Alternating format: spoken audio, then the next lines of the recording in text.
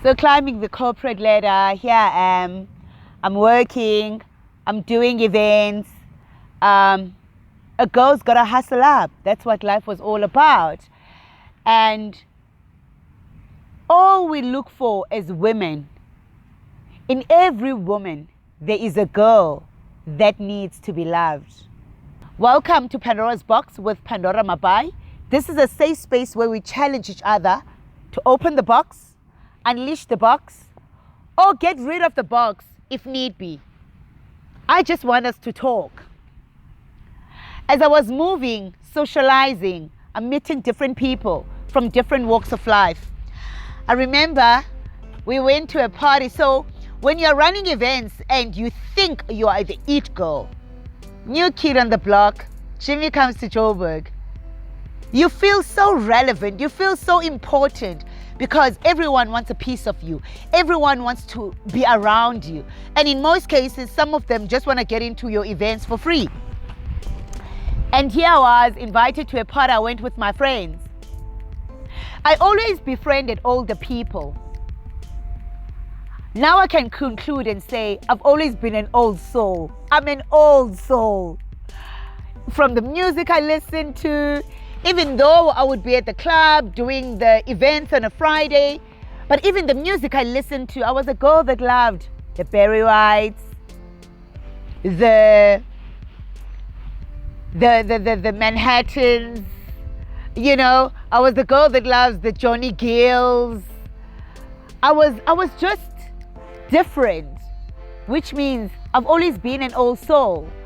And with that, when we got to the party, we realized that this party, it was a party of matured men, very matured men, very rich, matured men. You could see from the time that we drove into the party, the cars that were parked. And that is the thing about Joburg. Jimmy Cummings to Joburg. For me to see Bentleys in Cape Town, I need to go to Camp Spain. You see it driven by a white man. But when I got to Joburg, I saw the other side of the coin. You get into Sandton, you see Bentleys driven by your black brothers. And I was like, there's something completely different about this city. The guy that I was dating in PE, all of a sudden became too slow for me, too behind, because I was moving on the fast lane. So I decided this won't work. So I broke up with him. And me breaking up with him, all I was looking for was, where's the big fish that is gonna calm me down? Where it's gonna be a safe space for me, that out of all the madness and the busyness, but where am I gonna be cared for? Who's gonna love me at the end? And when we got to this party, there were Bentleys, there were Mercedes-Benz, there were BMWs. And I was like, okay, this is the party. And it was someone's house, a guy's house, an older man's house. The party was full of politicians, businessmen, professional, big executives within corporate. And I'm talking about black brothers. And at that time, I used to smoke. And as I was smoking, so I went outside, and you know when you're at a party and you're still observing what is happening at this party, you're still trying to read energies and understand the people, because I'm just a new kid on the block. The ladies that I was with, they were older women that were already known by these men. So I'm standing outside and I realized, oops, I actually don't have a lighter. So I'm standing there and I'm thinking, okay, so who am I going to ask for a lighter? A guy came out, and the first thing I saw when I looked at him, he looks old. And he said, "Ufuni lighter?" And I was like, okay, he's speaking my language, Xhosa. And I said, yes, ndifuna uchaya.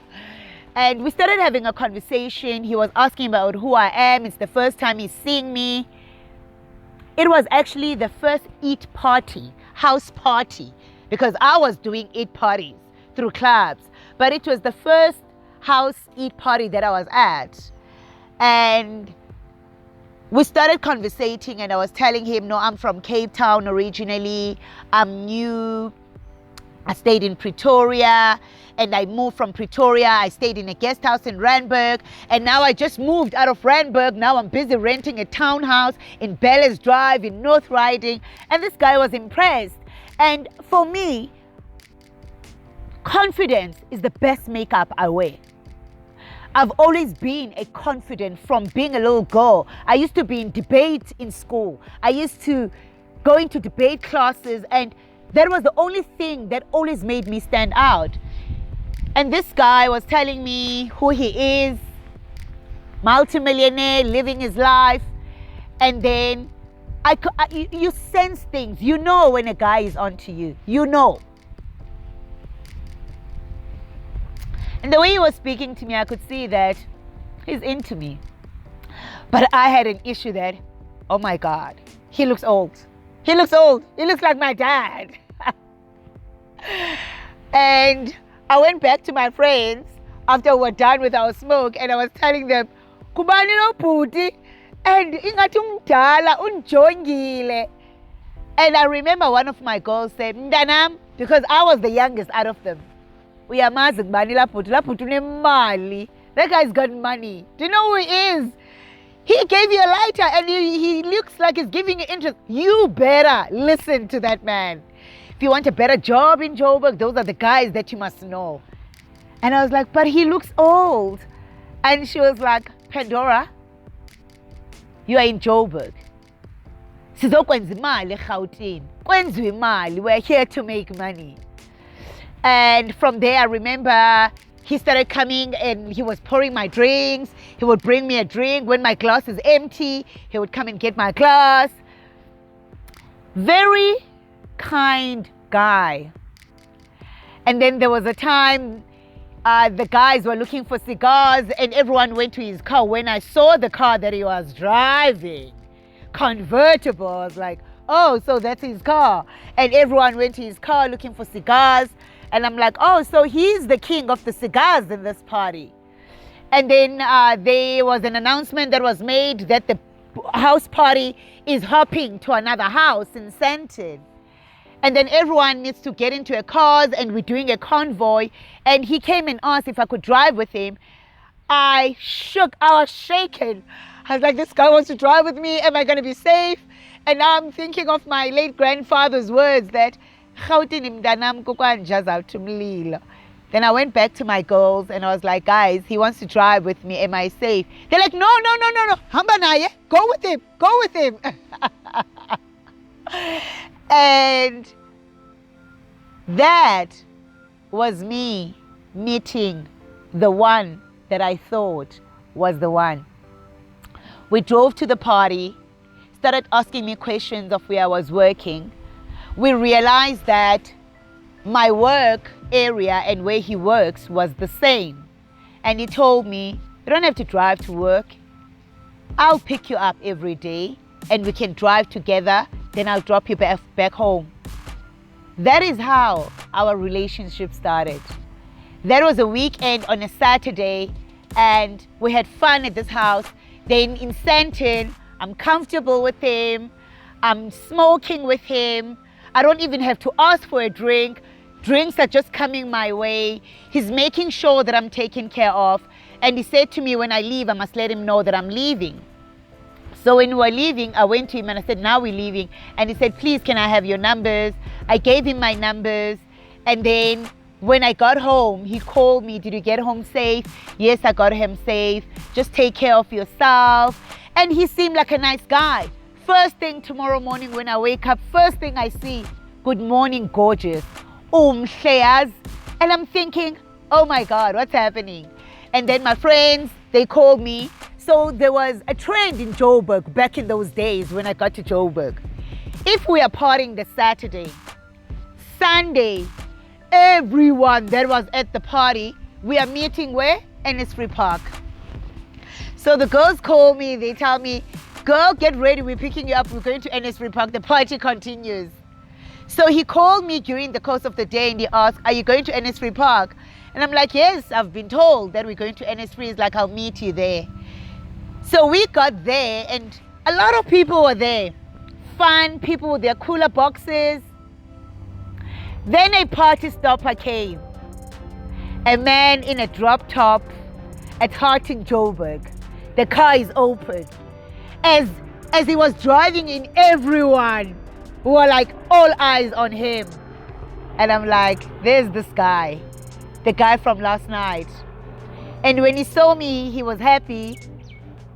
And when he got out of his car, he called me. I was sitting on top of his convertible. He had a bottle of wine for me in the car. And I was like, this is the life. I think I have arrived. I think I'm living my dreams. And then he said, tomorrow we're starting our lift club, which was the Monday. So we bride, we had fun. And on that day, before I left, we kissed. And I still had that thing of, am I doing the right thing? But again, the battlefield of the mind was saying, he came here to make money. This man will help you to achieve your dream. And on our way home, I was speaking to my girls that we actually kissed. And my girls were like, you see? Now he's yours. Now he's your person.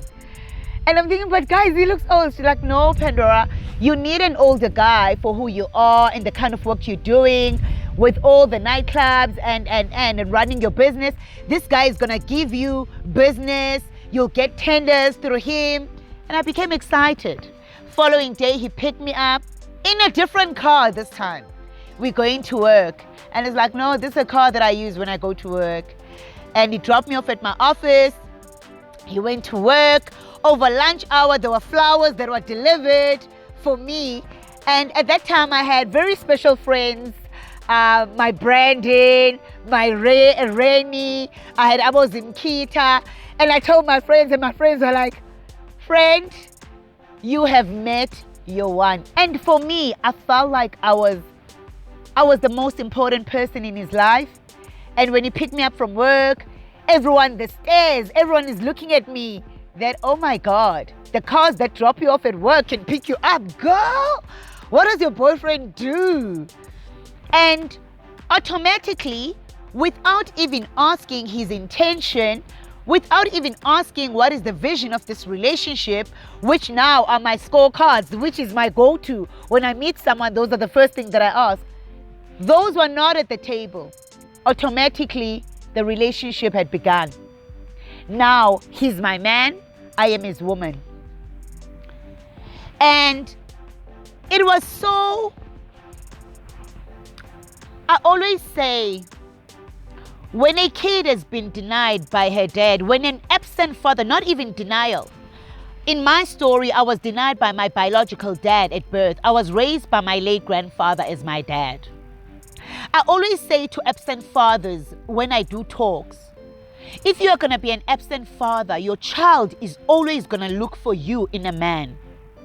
The attention that man gave me, the love of a father, I felt that what I was looking for in my dad, I found it in a man.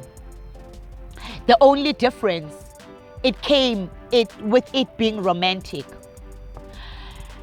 He asked me, how much am I paying for my place? And he started taking over paying for my place. But in the midst of this relationship, I loved the way he loved me. He treated me like an egg that should not be broken. It's like when you're holding an egg in a spoon, you must not drop this egg. My friends at work, my colleagues, on Fridays, whenever we go out, he would take care of the bill. Everyone was like, Pandora, you have found your one. But there was a mystery to my love affair. During the week, he never slept at my place. I had never been invited to his house. He would come, we would have sex at my place, and he would leave. But on weekends, he would spend his weekends with me. I was a bit uncomfortable about it, and I shared with my friends that there's something I don't understand. I've never been to his house. And I was afraid of asking the wrong questions and losing the man. So instead of asking the questions, I would numb what I was feeling. And it became this life of going to Durban July's, over holidays in December. I'm booked into a hotel in Port Elizabeth. We are there throughout. I'm going to the coolest parties in Port Elizabeth. I'm driving with this man. And if we're going to Durban, we're in Zimbabwe. It was a life that looked perfect in everyone else. But there was this thing inside of me that says, do you know who you're with? But every time you get the gifts, every time your bills are taken care of, and now my events, every Friday, the last Friday of the month, now I'm making more money at the bar because my man is bringing his friends that are politicians, CEOs of companies, big businessmen in Joburg. George and I are smiling all the way to the bag. I was securing the bag. But during that time, where would I go? I would go to Sandton and shop with the money. I didn't know what was investment. I didn't know what it means to save the money. My mother always used to say when we were growing up, I remember when my mom and her husband, they would sit at the end of the month and bring their salaries at the table. My mother always used to say to put Chris, we need to have money for rainy days. So out of their salaries, they used to take a certain portion, a certain percentage, and put that away. And my mother used to call it money for rainy days. I lost that step in my life.